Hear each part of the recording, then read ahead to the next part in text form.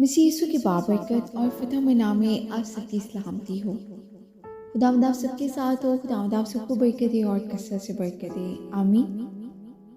آئیے عزیزو، خداوند کے زندہ پاک کلام میں سے آج ہم پڑھیں گے متی کی انجیل، اس کا دوسرا باب۔ جب یسوع ہیرودیس بادشاہ کے زمانہ میں یہودیہ کے بیت لحم میں پیدا ہوا تو دیکھو کئی مجوسی پورب سے یروشلم میں یہ کہتے ہوئے آئے کہ یہودیوں کا بادشاہ جو پیدا ہوا ہے وہ کہاں ہے، کیونکہ پورب میں اس کا ستارہ دیکھ کر ہم اسے سجدہ کرنے آئے ہیں۔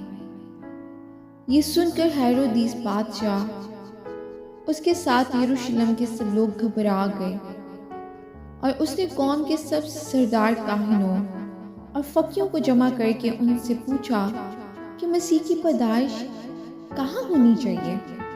انہوں نے اس سے کہا، یہودیہ کے بیت لحم میں، کیونکہ نبی کی معرفت یوں لکھا گیا ہے کہ آئے بیت لحم یہودا کے علاقے، تو یہودا کے حاکموں میں ہرگز سب سے چھوٹا نہیں، کیونکہ تجھ میں سے ایک سردار نکلے گا جو میری امت اور اسرائیل کی گنب گلہ بانی کرے گا۔